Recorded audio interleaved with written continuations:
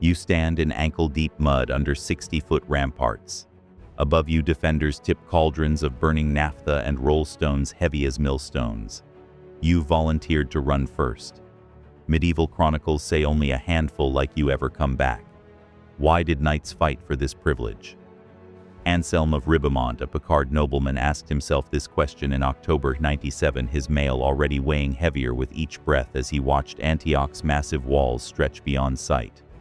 The stench of Greek fire mixed with rotting flesh from previous assaults. Anselm could hear the scrape of defenders' boots on stone above the creak of siege engines rolling forward, the whispered prayers of men who'd drawn lots for death. Antioch wasn't just a city. It was a fortress 17 miles around with 400 towers too vast for the crusading army to blockade completely. Every morning brought the same impossible choice: starve slowly or charge those killing fields. Hera's what shocking knights competed for assault positions that killed 9 of every 10 volunteers. Anselm wrote home describing men already thin from the march across Anatolia, now skeletal at these walls, yet still fighting for the honor of leading charges. The Gesta Francorum records knights weeping when denied permission to attack. These weren't suicidal madmen. They were calculating that death under the ramparts offered better odds than slow starvation in the siege lines. The mathematics of survival grew crueler daily. Crusader camps stretched in a loose arc from the Orontes River to the mountain passes, but gaps between contingents let Turkish supply trains slip through. Anselm could smell cooking meat from within Antioch's walls while his own men boiled leather for soup. Bishop Adhemar forbade random heroics, demanding disciplined fasts and coordinated assaults, but the same discipline that preserved souls sent bodies back under those ramparts again and again. The real test came when volunteers reached the walls themselves. Defenders hurled stones that shattered helmets like eggshells, poured boiling oil through murder holes, thrust spears between scaling ladder rungs. Those who survived the initial dash faced hand-to-hand combat on narrow ledges with 60-foot drops behind them. This is where it gets strange. Survivors reported feeling spiritual, purified by the violence, as if each wound earned them credits toward salvation that comfortable nobles could never accumulate. Anselm lived through those first assaults, but his letters reveal the psychological cost. Modern people miss this paradox. Extreme physical danger became a form of spiritual insurance, making knights eager for what should have terrified them. The siege had already lasted months, and winter approached with its own killing power. But hunger was about to reshape the rules. The Crusaders wouldn't just fight men on the walls. They'd fight their own stomachs, their allies, and the calendar itself, as desperation transformed holy war into something far more complicated than anyone had prayed for. It's December. The horses are gone. Eaten. You boil shoe leather and weeds to quiet the dizziness. If you stay by the walls, you starve. If you leave to forage, you may never return. Bohemond of Taranto faces this arithmetic of survival daily, watching his Norman knights waste away, while Antioch's defenders mock them from towering walls.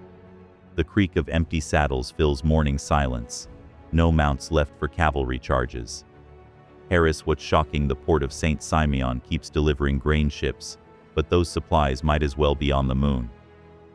Turkish cavalry swarms the road between port and camp, turning every food run into a death gamble. Bohemond hears his men's stomachs growling through their mail as they sharpen swords for another foraging battle. The metallic scrape of whetstones mingles with muttered prayers. On December 31, 1097, Bohemond leads his starving knights against Ducoc of Damascus' relief army.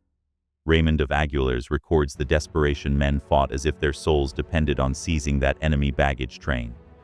They win, capturing enough provisions to last mere days, not weeks. Victory tastes like stale bread in relief that dissolves by morning.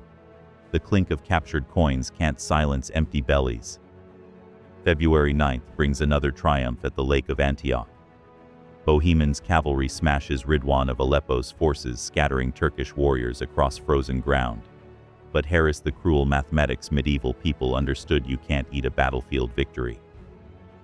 The metallic taste of exhaustion fills every mouth as knights realize their prowess means nothing against systematic starvation. Armor weighs heavier when muscles shrink. Worse than hunger is the political collapse. Byzantine general Tatikios abandons camp, his departure echoing like a death knell through the Christian ranks. Stephen of Blois writes confidently to his wife about imminent victory. Bohemond survives this winter by accepting a fundamental truth: conventional warfare can't solve logistical warfare.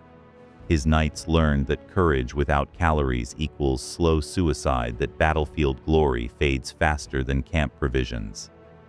Modern people recognize this. We've seen supply chains determine conflicts more than heroism watched leaders choose between honor and survival. When hope in logistics collapses, survival hinges on a different kind of solution, one that breaks oaths, bends consciences, and opens a gate from the inside. A disgruntled tower captain sends word from the northeast wall he can open a gate, if he lives through it. But Bohemond of Taranto demands a price to the city for himself.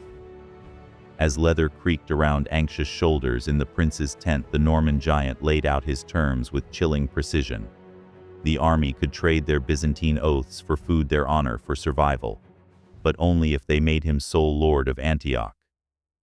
Firuz pressed his back against cold stone, listening to Turkish guards shuffle past his tower post. The Armenian Christian had served the Seljuks faithfully, but months of watching Crusader corpses pile beneath his walls had twisted something inside him. Bohemond's secret messengers whispered of gold, of protection for his family, of vengeance against Muslim overlords who'd never truly trusted him. Each night, torchlight flickered across his weathered face as he weighed treason against certain death. The prince's council erupted in furious argument when Bohemond revealed his plan. Count Raymond of Toulouse slammed his fist on the oak table, defending their sacred oath to return captured cities to Emperor Alexios. Paris, what's shocking, these starving men still debated honor while their horses collapsed from hunger. Bishop Adhemar spoke carefully of mortal sins and broken promises, but his hollow cheeks betrayed the mathematics of desperation.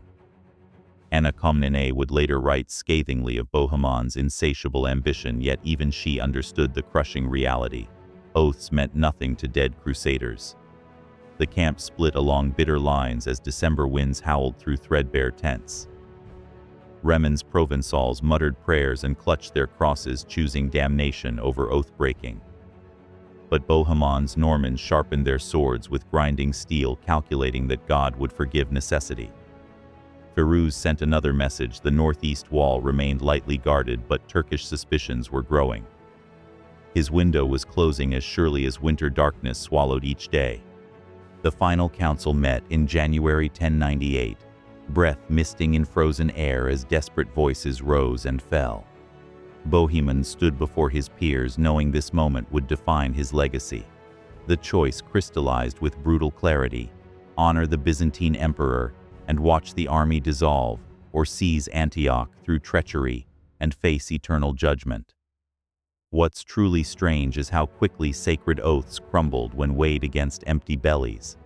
The vote wasn't even close. Survival trumped sanctity by an overwhelming margin. Firuz received his final instructions as January ended, gold coins heavy in his trembling palm. The decision haunts us still when institutions demand loyalty beyond reason. Individuals inevitably calculate their own survival. Corporate whistleblowers, political defectors, military turncoats. They all face Firuz's mathematics of betrayal versus destruction. But signing away the army's collective honor was just the price of admission. The real test would come when those ropes went up in darkness, when torches flared on battlements, and when the first Crusaders began their climb. Knowing Kerboga's massive relief army was racing toward Antioch with enough men to crush any victory into final bloody defeat. Your hands slip on ropes slick with pitch. Above, defenders hurl burning jars that burst like stars. One shout and everyone on the rope dies. One gate and thousands live. Bohemond of Taranto grips the hemp line ascending Antioch's northeast wall, knowing that Firuz, the Armenian tower captain, waits somewhere in the darkness above, if he hasn't changed his mind. The rope burns against his palms as steel clanks softly below, knights shedding armor to climb faster. June's pre-dawn air tastes of smoke and fear sweat. Bohemond had spent months cultivating Firuz through secret meetings, bribes, and promises of protection. Now everything depends on whether one conflicted garrison officer will actually open the Tower of the Two Sisters to let death pour through.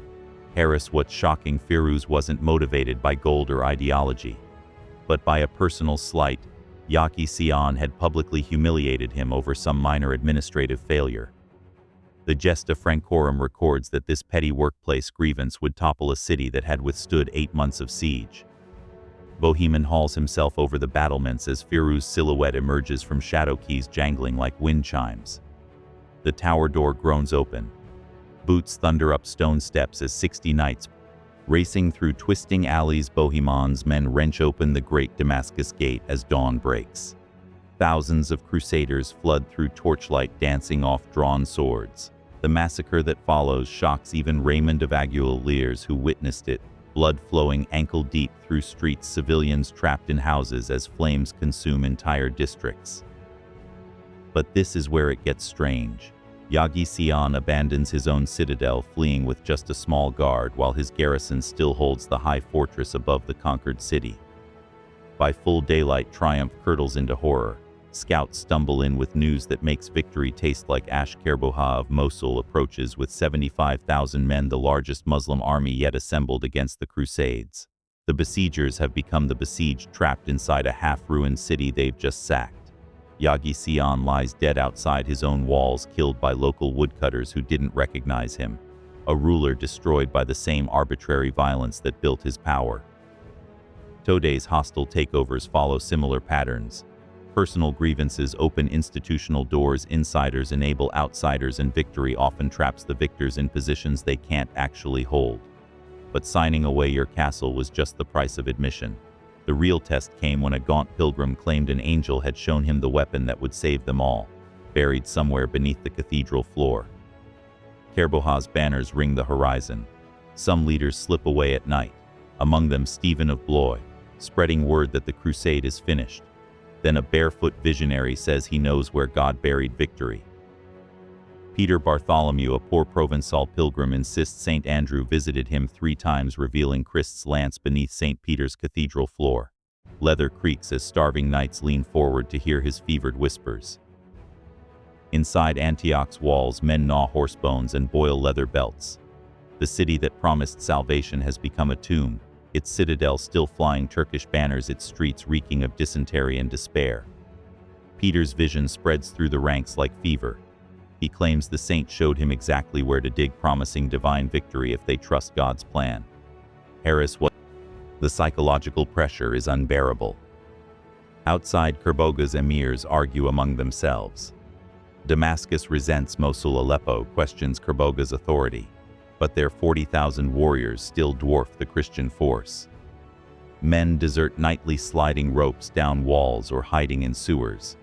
Those who remain face an impossible choice: die slowly from starvation, or quickly in hopeless battle against overwhelming odds. After hours of frenzied excavation, a spearhead emerges from the earth. Jubilation erupts. Grown knights weep like children, kissing the rusted metal. But whispers follow: was it planted? Adamar orders barefoot processions anyway, parading the lance through crowds of believers. This is where it gets strange. These half-dead men now demand to attack immediately, convinced God guarantees victory. Faith has transformed despair into reckless courage. Peter Bartholomew's gamble worked. Whether through divine intervention or brilliant psychology, the army votes for the unthinkable, open the gates, form ranks, and charge Kerboga's host with empty bellies but full hearts. Today we recognize this phenomenon, how symbols and rituals can override rational calculation, turning certain defeat into possible victory through sheer collective belief. But signing up for martyrdom was just the entrance fee.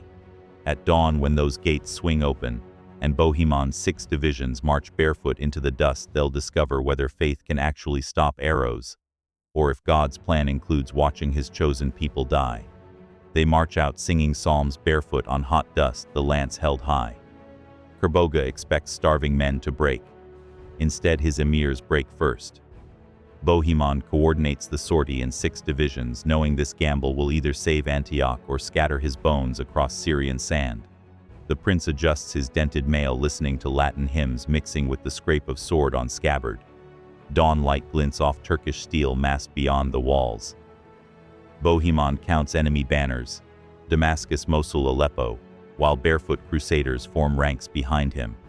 The Holy Lance gleams in Bishop Adamar's grip, its supposed authenticity mattering less than the wild hope burning in Christian eyes. Heres, what's shocking, these half-dead besiegers are about to charge the largest Muslim army assembled since Jerusalem's fall. June 28, Nash, 109 D8. Transforms into slaughter as Bohemond's disciplined formations slam into Kerboga's overconfident host. The Gesta Francorum records how light infantry harassed Turkish flank. The coalition fractures mid-charge, cascading panic spreading through Kerboga's ranks. Bohemond watches Mosuli troops abandon their positions, long-nursed jealousies finally trumping battlefield discipline. The stench of horse sweat and open bowels fills summer air as Syrian dust turns to bloody mud. What began as coordinated resistance becomes every emir for himself, fear of encirclement triggering wholesale retreat. Victory arrives with terrifying swiftness. Kerboga's army dissolves into fleeing fragments while crusaders hunt fugitives across the plain. This is where it gets strange. Military triumph immediately births political catastrophe. Emperor Alexios, already retreating after Stephen of Blois' panic desertion report, cannot contest Bohemond's seizure of Antioch.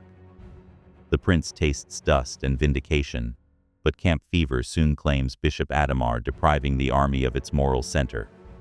Bohemond secures his new principality, while plague-weakened survivors prepare for Jerusalem. The price of survival becomes the politics of the next decade. Broken oaths to Byzantium, hardened hearts, and a legacy of compromises that will reshape the crusade itself. Today's coalitions still fracture this way when survival trumps solidarity. Leaders discover that winning can cost more than losing. They won the city and lost certainties. What glory meant at Antioch will haunt the march to Jerusalem and the world it remade.